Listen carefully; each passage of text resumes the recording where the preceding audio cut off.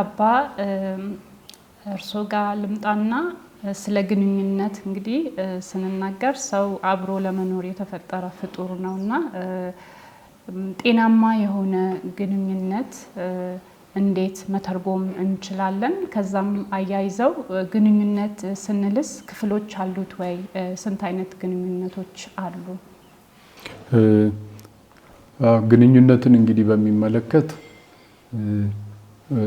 እርሶም እንደጠቀሱት ሰው የተፈጠረው እንደዚህ በማህበር በመኖር ዙሪያ ላይ ነው። ያን አይነት ባህሪ ያለው ስለዚህ አፈጣጠራችን ራሱ ወደ ግንኙነት የሚያመራ አፈጣጠር ነው። ከዛም ጋር ተያይዞ ግንኙነታችን ከሌሎች ጋር ከመሆኑ በፊት ከራሳችን ጋር የሚኖረው የራሱ የሆነ ሂደት አለው። ስለዚህ ከራስ ጋር መገናኘት፣ ከራስ ጋር መተዋወቅ፣ ከራስ ጋር መግባባት፣ ራስን መቀበል፣ ያለኝን ስጦታ ጠንቅቆ ማወቅ፣ ይሄ ሁሉ እንግዲህ ከራስ ጋር ያለውን ግንኙነት የሚያብራራ ነው ብዬ አስባለሁ። ስለዚህ ከሌሎች ጋር ከራሳችን ወጥተን ወደ ሌሎች ቀርበን ከምንፈጥረው ግንኙነት በፊት ከራሳችን ጋር የሚኖረው ግንኙነት አለ ብዬ አስባለሁ። ስለዚህ የግንኙነት አይነቶቹም በዛ አይነት አቅጣጫ ይሆናል ብዬ አስባለሁ። ስለዚህ ከራሴና ከሌሎች ጋር ብዙ ጊዜ ስለሌሎች ስናስብ እግዚአብሔርንም እናካትታለን። ምንም እንኳን ከሌሎች ጋር በሚኖረን ግንኙነት ጋርና ከእግዚአብሔር ጋር በሚኖረን ግንኙነት ሂደቱ የተለያየ ሊሆን ቢችልም ገጽታው መገለጫውም ባህሪ የተለየ ቢሆንም ግን ከራሳችን ጋርና ከሌሎች ጋር ከእግዚአብሔር ጋር የሚባል ግንኙነት በእነዚህ በሶስቱ አይነቶች ብናያቸው ይጠቅማል ብዬ አስባለሁ። እና እያንዳንዱም የራሱ የሆነ ሂደት ይኖረዋል። ከራሴ ጋር በምን አይነት ሁኔታ እንደምገናኝ ሲከፋም ደግሞ ከራሴ ጋር የማልገናኝበት ሂደትም ሊመጣ ይችላል። ከሌሎችም ጋር እንደዚሁ ጥሩ ግንኙነት ወይም ጥሩ ያልሆነ ግንኙነት፣ ከእግዚአብሔርም ጋር እንደዚሁ ጥሩ ግንኙነት፣ ጥሩ ያልሆነ ግንኙነት እና የግንኙነት አይነቶችን በእነዚህ በሶስቱ ብንከፍላቸው ከራስ ጋር ከሌሎች ጋር እና ከእግዚአብሔር ጋር እንዳልኩትም እያንዳንዱ የራሱ ጥልቀትና ስፋት ሊኖረው ይችላል። ለሁሉም እንግዲህ ግንኙነቶች ከራስ ጋር ከሌሎች ጋር ከእግዚአብሔር ጋር በሚኖረን ግንኙነት ውስጥ ምናልባት መሰረታዊ እንደ መመዘኛ መፈተሻ አድርገን ልንይዘው የምንችለው ነጥብ ብዬ የማስበው አንድ ግንኙነት ጤነኛ ይሁን አይሁን መለየትም የምንችልበት ግንኙነቱ ምን አይነት እውነተኛ ነው፣ በእውነት ላይ የተመረኮዘ እዚህም ላይ እንግዲህ ሐሰት፣ ውሸት የሌለበት መደባበቅ የሌለበትን ርዕስ ያመጣል።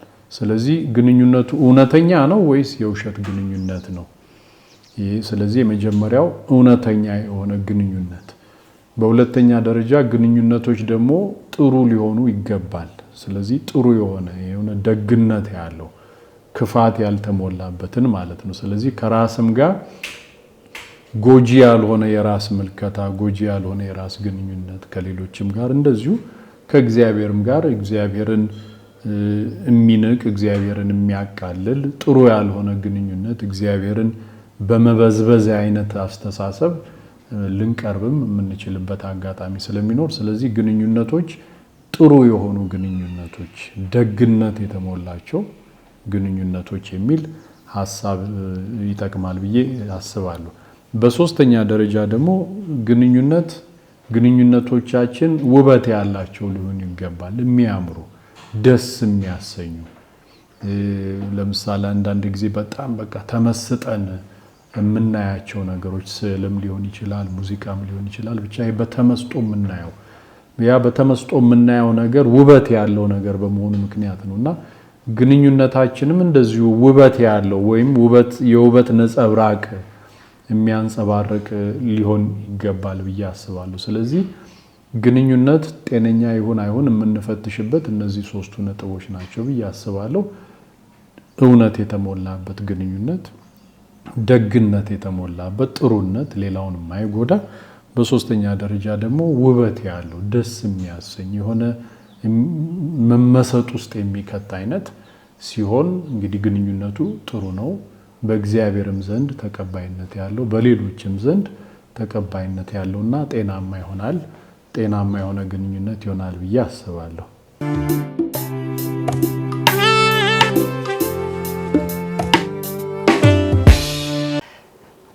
እንግዲህ ዶክተር መቅድም ወደ አንቺ ልምጣና በእርስ በርስ ግንኙነት ውስጥ ተግባቦት ትልቁን ሚና ይጫወታል ብዬ አምናለሁኝና እንደው ከገዛ ራሳችን ጋር ያለንና ከሌሎች ጋር ያለንን ተግባቦት እንዴት ልንገልጸው እንችላለን?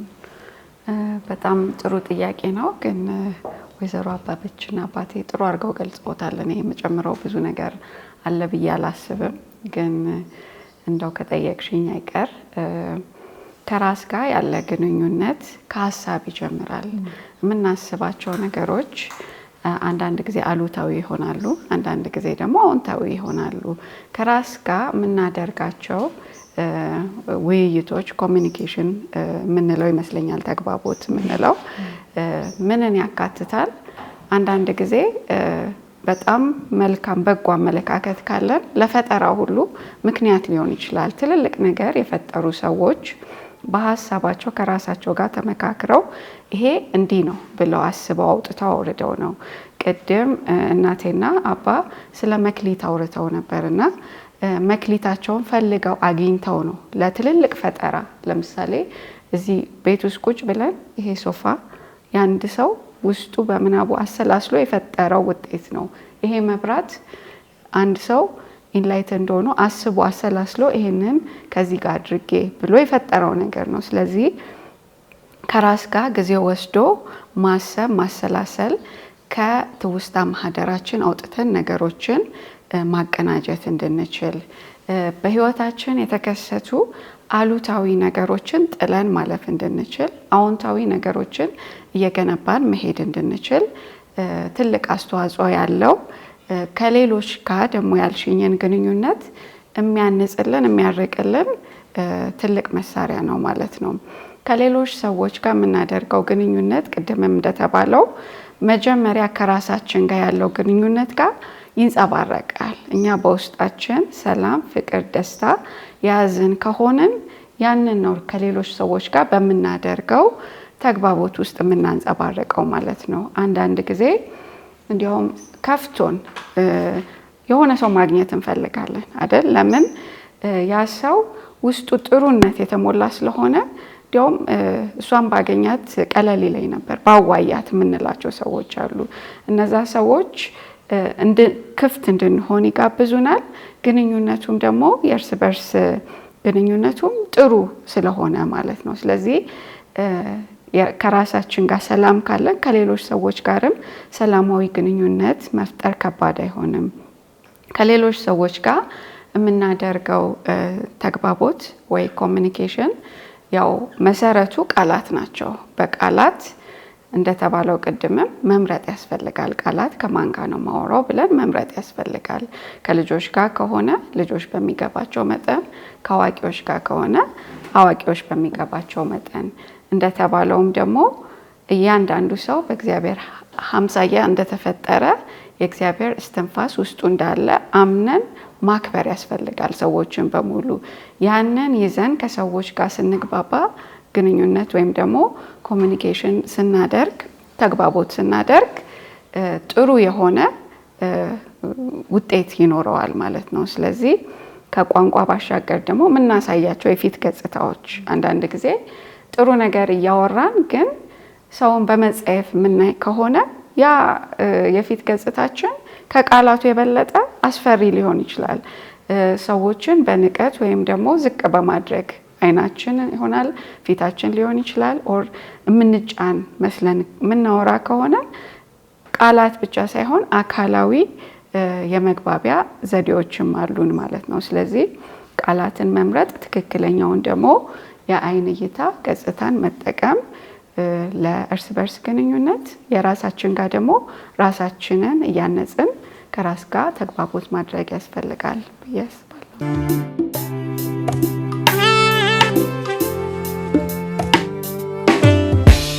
ወይዘሮ አበበች ወደ እርስዎ ልምጣና በዚህ ሁሉ የእርስ በርስ መግባባት ወይ ተግባቦት አዎንታዊ የሆነ ተግባቦት እርስ በርስ ባለን ግንኙነት በተለይ ክርስቲያናዊ ተግባቦት ምን አዎንታዊ ነገር ሊያመጣ ይችላል? ምን የተለየ መልክ ሊኖረው ይችላል ብለው ያምናሉ? እንግዲህ አንድ ተግባቦት ወይም የግንኙነት ፕሮግራም አንድ ውጤት ጠብቆ ነው የሚካሄደው። በአመዛኙ መቼም መልካም ነገር እንዲወጣው ነው የሚፈለገው። ነገር ግን አንዳንድ ጊዜ ወይ አሉታዊ ነገርም ይዞ ሊመጣ ይችላል። የግንኙነቱ ፕሮግራም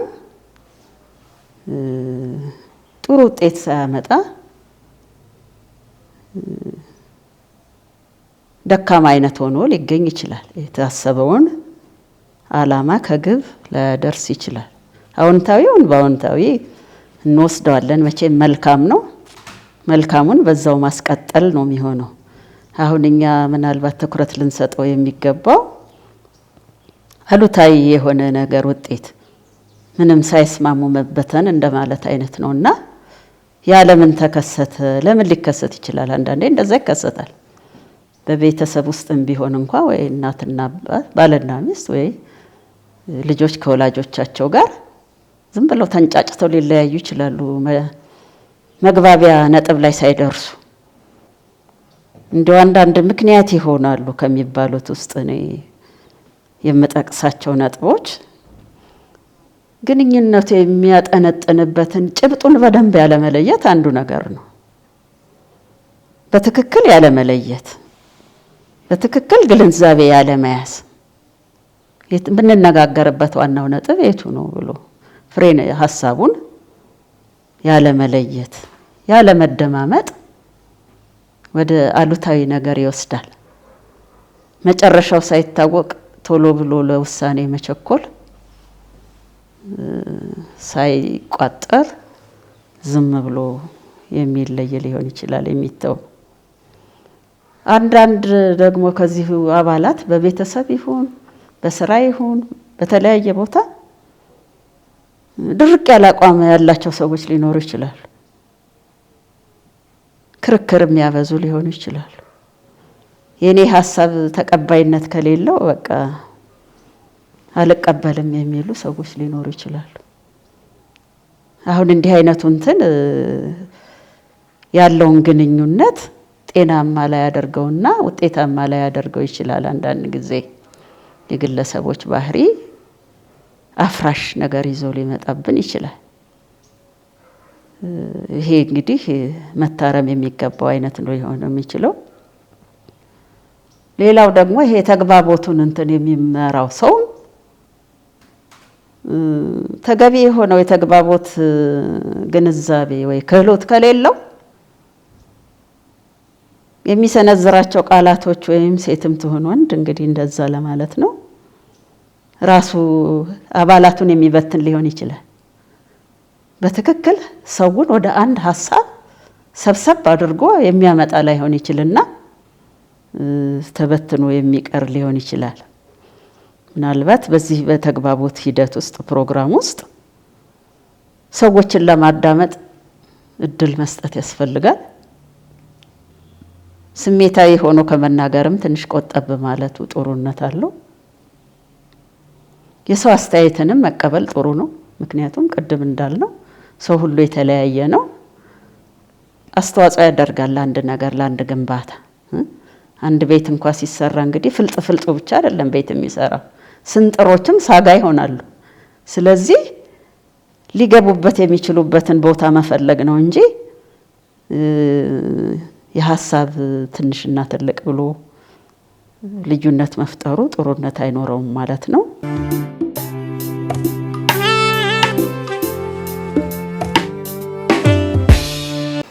እንዳው እንደ ስነ ልቦና ባለሙያ ከእንዲህ አይነት ሰዎች ጋራ በተለምዶ ቁጡ ብለን ከምንጠራቸው ሰዎች ጋራስ ጤናማ የሆነ ግንኙነት የምንፈጥርባቸው መንገዶች ይኖሩ ይሆን ወይ? አዎ እንግዲህ እውነት ነው። ሁል ጊዜ እኛ ራሳችን ላይ ሰርተን ቤተክርስቲያን ብዙ ለፍታብን ጥሩ ጥሩ ካቴኪስቶች አስተምረውን ቤተሰቦቻችን በብዙ ረድተውን ካህናት አባቶቻችን በንስሐም በካውንስሊንግም ሲስተሮችም እንደዚህ ተለፍቶብን ምናልባት ጥሩ ስብዕና ገንብተን ሊሆን ይችላል። ነገር ግን አንዳንድ ጊዜ ሁሉም ሰው ደግሞ ጠበኛና ቁጡ የሚሆንባቸው ምክንያቶች ሊኖሩ ይችላሉ። ቤዚካሊ ወይም በመሰረቱ እነሱን ማወቅ መልካም ሊሆን ይችላል። ምክንያቱም ራሳችንንም ለመጠበቅ እነዛ ሰዎችንም ቁጡና ጠበኛ የሆኑ ሰዎችንም ለመረዳት ማለት ነው። ስለዚህ አሁን የቁጡነት ወይም ደግሞ የጠበኛነት ስሜት የሚያጠቃቸው ወይም ደግሞ ሰዎችን መቆጣጠር የሚወዱ ሰዎች ምን አይነት ናቸው የሚለውን እሱን ከዛ በኋላ ራሳችንን እንዴት እናዘጋጃለን የሚለውንም አብረን እናያለን። ሰዎች ቁጡ፣ ተናዳጅ ወይም ደግሞ ሌላውን ሰው መቆጣጠር የሚፈልጉባቸው የተለያዩ ምክንያቶች ሊኖሩ ይችላሉ። አንደኛው ኢንቫይሮንመንት ወይም ደግሞ ጄኔቲክ፣ ኔቸር ኤንድ ነርቸር ወይም ደግሞ አካባቢና ተፈጥሯዊ ብለን መለየት እንችላለን። አንዳንዴ በአካባቢያችን ተጽዕኖ ምክንያት እኛ አካባቢ ሁሉን ነገር በነፃነትና በግልጽ ነው የምናወራው ብለን ግን ሰውን የሚያስቆጣ ነገር ልናወራ እንችላለን። ወይም ደግሞ ያደግንበት ቤት አካባቢ በጣም ጠበኛና ቁጡ ሰው ይኖርና የዛን ሰው ባህሪ እኛ ልንለማመድ እንችላለን። ስለዚህ ያ ከአካባቢ የምናገኘው የተለማመድነው ነገር ሊሆን ይችላል። ያ ግን አምጥተን ከሌሎች ሰዎች ጋር እንደመጣልን ቅድም እንደተባለው ሳናሰላስል ይጠቅማል ወይ ሳንል ስናወጣው እኛን ሊያስቆጣን ይችላል። ከሰዎች ጋር ጥሩ ግንኙነት መፍጠር የምንፈልግን ሰዎች ሊያናድደን ይችላል። ስለዚህ ቆም ብለን ማሰብ ይኖርብናል ማለት ነው። ይሄ እንግዲህ በአካባቢያችን የምንለማመደው ነው። በተፈጥሮ ደግሞ የተለያዩ የስብዕና አይነቶች የሚከፋፈሉበት ሁኔታ ይኖራል። ፐርሰናሊቲ ታይፕስ የምንላቸው ናቸው። ይሄ ዲስኦርደር ወይም ደግሞ ህመም አይደለም፣ ግን ክፍልፋዮች አሉት። አሁን ላይ ብዙ አይነት ክፍልፋዮች አሉት። ለምሳሌ በ5 አይነት የሰዎች ስብዕና የሚከፍለው አንዱ የስነ ልቦና አከፋፈል ውስጥ አንድ ፐርሰናሊቲ ታይፕ አለ። እሱም ምንድነው? በአማርኛ ላላገኝለት እችላለሁ ቀጥታ ኒውሮቲሲዝም ፐርሰናሊቲ ታይፕ ይባላል። ይህ የስብዕና አይነት ሰዎች አትሪስክ ወይም ደግሞ ጫፍ ላይ ናቸው ምን ለመሆን ለዲስኦርደር ወይም ደግሞ ለአእምሮ ጤና መቃወስ ጫፍ ላይ ያሉ ሰዎች ናቸው። ያ የሚሆነው ከተፈጥሮ ሊሆን ይችላል። ከተፈጥሮ ኢነሴንስ ውስጣቸው ካለ የኬሚካል ወይም ደግሞ የቅመሞች ማነስ አእምሮ ውስጥ ካሉ ደስታ አይሰማቸውም። ቁጣ ይላቸዋል። ምክንያቱም ደስታ የሚያመነጩት ኬሚካሎች በጣም አናሳ ስለሆኑ ማለት ነው። ስለዚህ ይበሳጫሉ ቶሎ፣ እንቅልፍ አይወስዳቸውም። እንቅልፍ ብዙ ስለማይተኙ ደግሞ በሚቀጥለው ቀን ጥሩ ግንኙነት ከሰዎች ጋር የላቸውም። ስለዚህ እነዚህን ሰዎች እንደ ቤተክርስቲያን ማገዝ ነው ያለብን። ነገር ግን ጥሩ ተሰጦና ችሎታ ውስጣቸው ደግሞ የተሰጣቸው መክሊት ሊኖር ይችላል። ነገሮችን ማደራጀት፣ ማስተማር፣ ተምረውም ትልቅ ቦታ የደረሱ ሰዎች ሊሆኑ ይችላሉ። ግን እኛ እሱ እኮ ቁጡ ነው፣ እሱ እኮ አሁን ማያናድድ ነገር ያናድደዋል ካልን የት ጋ ናቸው? እዚህ ጋ ናቸው፣ ጫፍ ላይ ናቸው ማለት ነው። ለምን? ወደ ክራይሲስ ውስጥ ወይም ደግሞ ወደ ዲስኦርደር ወደ ቀውስ ውስጥ ለመግባት ማለት ነው። ስለዚህ ማገዝ ያስፈልጋል። እንዲህ አይነት ሰዎችን መረዳት፣ ማገዝ፣ ቦታ መስጠት፣ የሚፈልጉትን ነገር ይሄ ነገር እኔ እንዲሆኖ ነው ማየት የምፈልገው፣ እንዲህ ሲል በጣም እበሳጫለሁ ካለ አንድ ሰው ለዛ ሰው ስፔስ መስጠት ያስፈልጋል። በቃ እንዲያድርገን እንጠብቀው፣ ይሄን እንዲህ ሲሆን ነው የሚወደው፣ ያንን ሲያደርግ ስራውን ሰርቶ መውጣት ይችላል። ስለዚህ ከዛ ሰው ጋር የአእምሮ ጤናውን ጠበቅንለት ማለት ነው። ወደዚህ ሄዶ ወደ ችግር ውስጥ እንዳይወድቅ ቁጡና ተበሳጭ ባህሪውን አገዝ ነው ማለት ነው። ስለዚህ ሰዎችን መረዳት አስፈላጊ ነው። በሌላ መልኩ ደግሞ ባስ ሲል ይሄንን ማወቅ ስለሚያስፈልግ ነው ወደ ዲስኦርደር ወይም ደግሞ ወደ ጤና መቃወስ ደረጃ ይደርሳል። እንደዚህ አይነት ሰዎችን አንዳንድ ጊዜ ሰውን መጫን መቆጣጠር የሚፈልጉ ሰዎች አሉ። ለምሳሌ 3 አይነት ዲስኦርደሮችን ልንገርሽና ፈጠን አድርጌ ሰዎች እንዲያውቋቸው ነው፣ አለርት እንዲሆኑ ማለት ነው። አንደኛው ሳይኮፓት ይባላሉ። እነዚህ ሰውን መጫን መቆጣጠርና ለሰው ሀዘኔታ አለመሰማት ባህሪያቸው ነው። ስለዚህ እኛ ነፃ ሆነን ቅድም እንደተባለው እኔ የምፈልገው ዋጋ የምሰጠው አባ እንዳሉት ማለት ነው፣ ሌላ ሰውም ዋጋ የሚሰጠውን ነገር አውቀን የእርስ በርስ ግንኙነት ማዳበር በጣም መልካም ነው።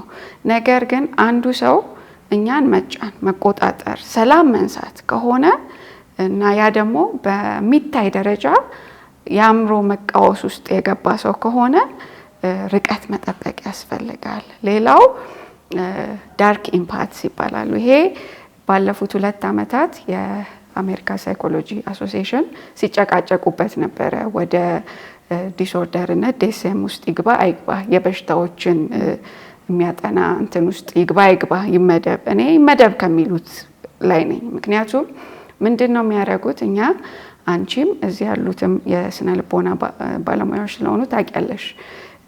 በስነ ልቦና አንድ ቃል አለ፣ ኢምፓቲ። ምን ማለት ነው?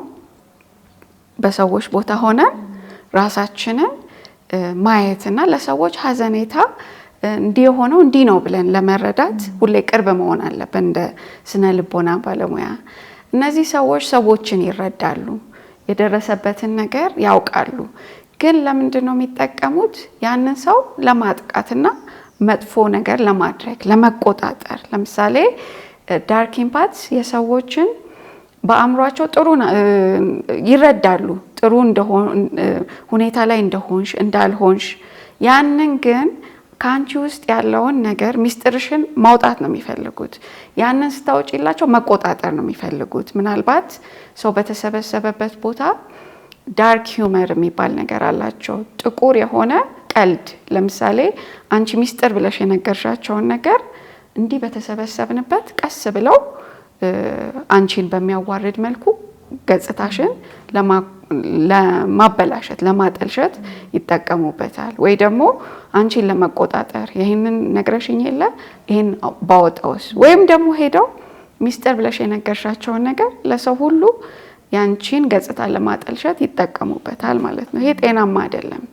ከዛ ባሻገር ደግሞ አንቺ እንድትቀበያቸው ምን ይባላል፣ በጣም በስጦታ ሊያንቆጠቁጥሽ ይችላሉ። ከዛ አንቺ ደግሞ ጓደኞቼ ናቸው ትይና ክፍት ትሆኛለሽ። ያ ለነሱ ሰውን የመቆጣጠሪያና የመጫኛ መሳሪያ ነው። ሳይገባቸው ቀርቶ አይደለም። ሳምሃው እነሱ ምንድናቸው እያረጉት ያለው ነገር ትክክል እንዳልሆነ ይረዱታል፣ ግን ደስታ ስለሚሰጣቸው ይቀጥሉበታል።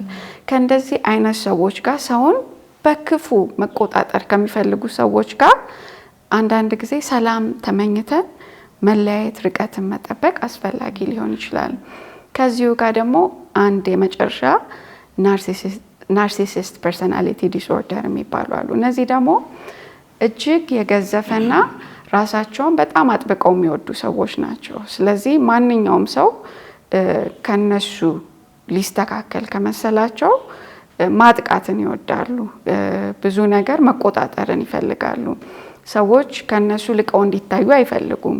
ስለዚህ በግንኙነታቸውን መጀመሪያ ጥሩና ሰላማዊ አድርገው ይጀምሩና ግን ያንን የሚያደርጉት ዓላማ አላቸው። ሰውን ለመቆጣጠር ራሳቸው ብቻ ጎልተው ለመታየት ነው። ስለዚህ እነዚህን ነገሮች ተረድተን ሰዎች አባ እንዳሉት ቅድም ወይዘሮ አበበችም እንዳሉት በመከባበር ላይ የተመሰረተ ካልሆነ እኛን ለመጫን የኛን ስብዕና ለማጠልሸት እኛን አሳንሶ ለማሳየት የሚደረጉ ግንኙነቶች ከሆኑ አንዳንድ ጊዜ ለሰዎች ጸልየን ከልብ ሰላም ተመኝተን መራቅ ያስፈልጋል። መታገል አያስፈልግም። እንዲህ አይነት ሰዎች ምናልባትም እርዳታ የሚያስፈልጋቸው ሊሆኑ ይችላሉ።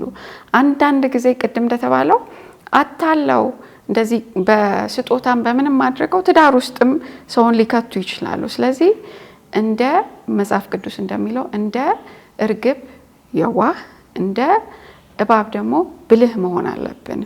እንዲህ አይነት ስብዕና ያላቸውን ሰዎች አይተን እንዳልኩሽ ሰላማቸውን ተመኝተን ርቀታችንን መጠበቅ አለብን ብዬ አስባለሁ።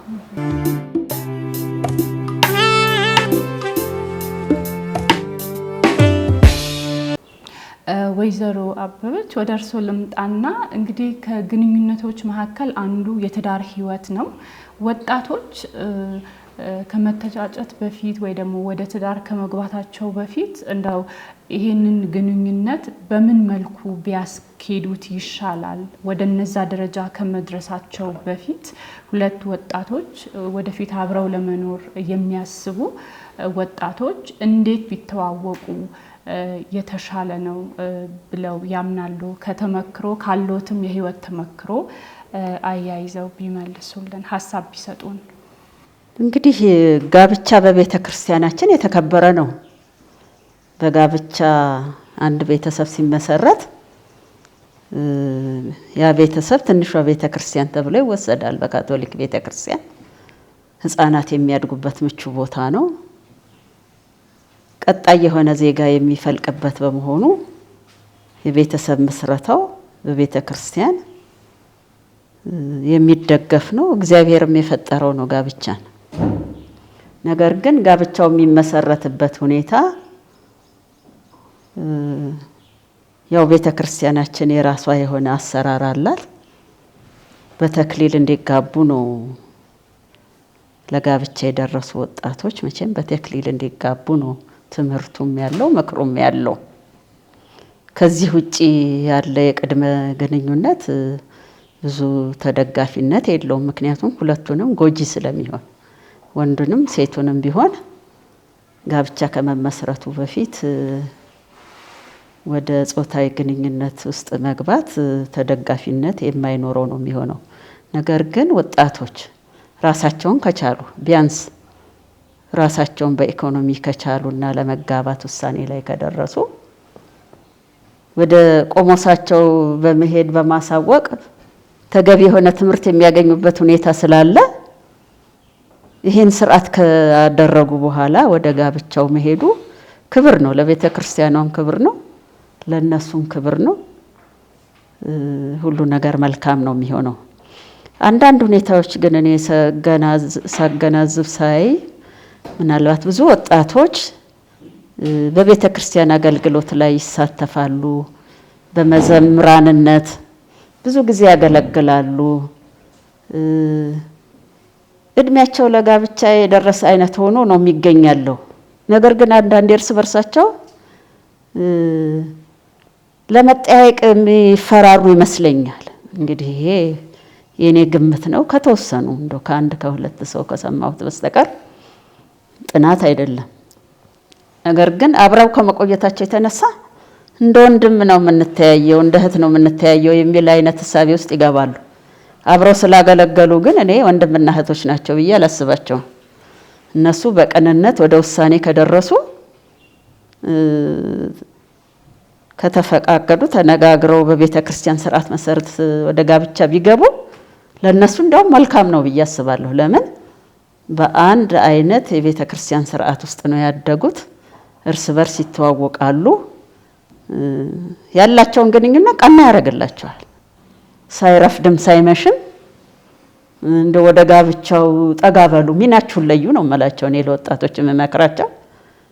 ይሄ ጥሪ ነው፣ ጋብቻም አንድ ጥሪ ነው። ዝም ብሎ እድሜ አንዳንዴ በጨዋታ እንዲሁ ያልፋል። የምንኖረው እዚች ዓለም ላይ አጭር ስለሆነ ያንን እድሜ እንግዲህ ውጤታማ አድርገን ማለፍ አለብን። ኖሩና ሞቱ መባል የለብንም። በአንዱ መታየት አለብን። መቼም ወይ ወደ ገዳማውያን ህይወት ይሁን ወይ በጋብቻ ህይወት። እርግጥ ለብቻ መኖር አንዱ መብት ነው መሰለኝ። ቢሆንም ግን ብቸኞች ከበዙ ደግሞ ቤተ ክርስቲያናችንን ማን ነው የሚተካው ወደሚል ጥያቄም ይመጣል። ስለዚህ የተወሰነው እድሜ ካለፈ በኋላ ደግሞ ጋብቻ ሊፈራ ይችላል። እድሜው ትንሽ ከፍ እያለ ሲሄድ ጋብቻ ማስፈራሪያ ሆኖ ቁጭ ይላል። ሰዎቹም ለመሸከም ይከብዳቸውና ሰበብ ይፈጥራሉ፣ ብዙ ሰበብ። ነገር ግን በቀላሉ ሊጀመር እንደሚችል አድርጎ ማሰብ ጥሩ ነው። አንዳንዴ የኢኮኖሚው ጉዳይ ማስፈራሪያ ይሆናል። መኖሪያው ቤት ማስፈራሪያ ይሆናል። ነገር ግን ደግሞ ብዙ ምሳሌዎች አሉ። በሌላም እንደው ያሳለፉትን ሰዎች ሲናገሩ ከባዶ ተነስተን ሁለታችንም እዚህ ደርሰናል የሚሉ አሉ። እግዚአብሔር ይረዳል። ደግሞ ልባቸው አንድ ከሆነ ሰርታ ያገኛሉ፣ ገንዘብም ከሆነ። ስለዚህ ጋብቻን እንዳይፈሩ ነው እኔ የራሴን የግሌን ምክር የምመክረው።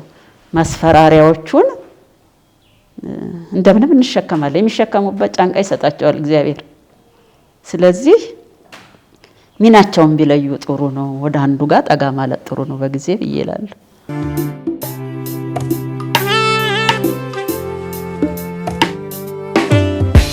አባ ወደ እርስዎ ልምጣና እንግዲህ ስለ ግንኙነት ሲወራ እግዚአብሔር ወደ ሰዎች ያደረገው ትልቁ እርምጃ እንደ የግንኙነቶች ሁሉ ቁንጮ አድርጌ ነው እኔ የምወስደውና ሰው ከጅማሬው ከእግዚአብሔር ጋር ባለው ግንኙነት በኃጢአት ምክንያት ይሄ ግንኙነት እንደቆሰለ እንደሻከረ እናውቃለን። ነገር ግን በዮሐንስ ወንጌል ምዕራፍ 3 ቁጥር 16 ላይ እግዚአብሔር ዓለምን እጅግ ስለወደደ አንድያ ልጁን ሰጠ፣ ስለዚህ በልጁ የሚያምን ሁሉ የዘላለም ሕይወት ይኖረዋል እንጂ አይጠፋም። እንግዲህ ይህ የእግዚአብሔር ምሕረትና ፍቅር ምን ያህል ጥልቅ እንደሆነ ያሳየናል እና አንዳንዴ ምናልባት በመዘናጋት በቸልተኝነት ይህንን ፍቅር ይህንን ምሕረት ችላ ብለን ወደ ኃጢአት የማዘንበል ነገር ይታያልና እንዴት ነው ይህ ከእግዚአብሔር ጋር ባለን ግንኙነት ዝንባሌያችንን ከኃጢአት እግዚአብሔር ወደሚወደው ነገር የመመለስ ሁኔታ ውስጥ መግባት ምንችለው? በኃጢአት ዙሪያ ላይ ያለን ዝንባሌ ሰብአዊነታችንን ከሚገልጹት ነጥቦች መካከል አንዱ ነው እና የሰብአዊነታችን ክፍል ነው። ያ ማለት ደግሞ በቃ በኃጢአት ህይወት ውስጥ ተጨብጭቦልን እንቀጥል ማለት ሳይሆን፣ ነገር ግን ያ እንግዲህ ማንነታችን የሚገለጽበት ነው እና ለዚህ ደግሞ ጥሩ ምሳሌ አድርጌ የማስበው ሐዋርያው ጳውሎስ ክቡሩን ነገር እንደ ሸክላ ዕቃ ሆነን ይዘነዋል የሚለው በሁለተኛው ቆሮንቶስ ላይ የጻፈው መልእክት ጥሩ ሊያብራራ ይችላል ብዬ አስባለሁ እና ይሄ ማንነታችን ነው። ክቡሩ ነገር አለ፣ እንዲሁም ደግሞ ሸክላው አለ። ክቡሩ ነገር ለብቻው አይደለም ያለ ሸክላ፣ ወይም ሸክላው ደግሞ ለብቻው አይደለም ያለ ክቡሩ ነገር። ስለዚህ ሁለቱም ተያይዟል። አሁን ይህንን እንግዲህ እውነታችንን ይዘን ይህ ነው እውነታችን፣ ማንነታችን ይሄ ነው። እግዚአብሔር አምላክም የሸክላ ባህሪያችንን አይዘነጋም። እንዲሁም ደግሞ ያለ ሸክላ ባህሪያችን አይደለም የፈጠረን፣ ወይም ያለ ሸክላ ባህሪያችን አይደለም እግዚአብሔር የሚጠራን። ስለዚህ ከነ ሸክላነታችን፣ ስለዚህ በቸልተኝነት ወደ ኃጢአት የማዘንበል ፈተና ምናልባት እይታችንን እዚህ ላይ በሌላ አመለካከት ብናየው ይጠቅማል ብዬ አስባለሁ። ያም ማለት ምን ማለት ነው? ድክመቶቻችን ራሳቸው ለጠለቀ ግንኙነት ሊመሩን ይችላሉ። ወደ እግዚአብሔር የምንቀርብበትም ጥሩ አጋጣሚም ሊሆንልን ይችላል። ያም ግን ሊሆን የሚችለው ድክመቶቻችን ላይ የሚኖረን ስራ የሚኖረን ትኩረት ሲኖር ነው። እንዲሁ ዝም ብለን ምን ችግር አለው በሚል ቋንቋ ኃጢአቱን እንደፈለግን እያደረግን በቃ ደስ አለኝና አደረኩት ምን ችግር አለው እያልኩኝ ትከሻዬን ሁሉ እንዲህ ምን ችግር አለው እያልኩ በእንደዛ በቸልተኝነት የምናየው ነገር ሳይሆን፣ ነገር ግን ትኩረት ሰጠን ድክመቶቻችን ራሳቸው ስለ ራሳችን የሚናገሩት ጥልቅ የሆነ እውነታ አለ። ያንን ይዘን ወደ እግዚአብሔር የምንቀርብበት ጥሩ አጋጣሚ ማድረግን ድክመቶቻችንን ልንይዛቸው እንችላለን ባይ ነኝ። ስለዚህ እያንዳንዱ በህይወታችን የሚገጥመን ክስተት የሚገጥመን ድክመት ኃጢአትንም ጨምሮ ማለት ነው፣ እዛ ላይ የሚኖረን ግንዛቤ እዛ ላይ የሚኖረን እይታ ወደ እግዚአብሔር የምንቀርብበትም መንገድን ሊከፍትልን ይችላል። በዚህ ምክንያት ነው ሐዋርያው ጳውሎስም ይናገራል፣ ኃጢአት በበዛች ቁጥር የእግዚአብሔር ጸጋም አብሮ ይበዛል ይላል። ያ ማለት ግን በኃጢአት ኑሮ ግፉበት ማለት አይደለም። ግን እዛው ላይ መስራት የምንችለው ጥሩ የሆነ መንፈሳዊ ጉዞም ሊኖር ይችላል ድክመቶቻችን ላይ። ስለዚህ ወደ እግዚአብሔር መቅረባችን ወይም ከእግዚአብሔር ጋር ባለን ግንኙነት ድክመቶቻችን እክሎች ከመሆናቸው ይልቅ እንደውም መገልገያ መሳሪያዎች አድርገን ልናያቸው እንችላለን። ለምሳሌ ያህል አንድ ኃጢአት በሰራው ጊዜ ራሴን በዛ ድክመት ውስጥ ባየው ጊዜ እግዚአብሔር በዚህ ድክመቴ አማካኝነት ስለኔ ምን ይላል? ስለኔ የሚናገረው ነገር አለ። ስለዚህ ድክመቱም ራሱ ስለኔ የሚናገረው ነገር አለ እና ያ ድክመቱ ስለኔ የሚናገረውን ነገር በተረዳውና ባወቅኩት መጠን ይበልጥም እንደገና ወደ እግዚአብሔር የምቀርብበት ጥሩ ግንዛቤ ውስጥ ይከተኛል። እንዲሁም ደግሞ ድክመቴ ስለ እግዚአብሔር ምን ይላል? የኔ ኃጢአት መስራት ስለ እግዚአብሔር የሚናገረው ነገር ምንድን ነው? ስለ እግዚአብሔር የሚናገረው ነገር አለ። ያም እንግዲህ እግዚአብሔር አምላክ መሐሪ፣ ልክ በተጠቀሰው ጥቅስም እንደቀረበልን ዓለምን የወደደ አምላክ እንደሆነ ይናገራል። ስለዚህ ድክመቶቻችን ላይ እንግፋባቸው፣ ይጨብጨብልን፣ በድካማችን ላይ ድካም እንጨምር ማለት ሳይሆን ድክመቶቻችን ላይ ቆም ብለን እስቲ ይሄ ድክመት ስለ ራስ የሚናገረው ነገር ምንድን ነው? በዚህ ድክመት እግዚአብሔር ስለ ራሱ ምን ይላል ብለን እንደዛ አይነት ሂደት ውስጥ ብንገባ ሌላ የሆነ ከእግዚአብሔር ጋር የምንገናኝበት ደረጃ ውስጥ እንደርሳለን። ስለዚህ ድክመቶቻችን ተስፋ የሚያስቆርጡን ሳይሆኑ ነገር ግን የምንማርባቸው መድረኮች፣ የትምህርት መድረኮች አድርገን ልንይዛቸው እንችላለን። እግዚአብሔርም ይጠቀምባቸዋል። በድክመቶቻችን አማካኝነት ይበልጥ ወደ እርሱ ይስበናል። በድክመት ብቻ ሳይሆን ደግሞ በሌሎችም በክስተቶች ሁሉ እግዚአብሔር ሁል ጊዜ ፍጡርን ወደ ራሱ የመሳብ አሰራር እና አካሄድ አለው።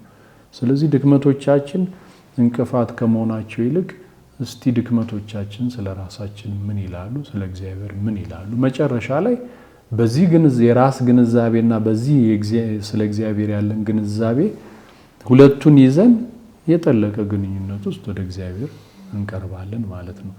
ስለዚህ ያለንበት ነባራዊ ሁኔታ ሁሉ ለእግዚአብሔር ምቹ የሆነ ለጠለቀ ግንኙነት የሚጠቀምባቸው መድረኮች ናቸው ብዬ አስባለሁ፣ ኃጢአትንም ጨምሮ ማለት ነው።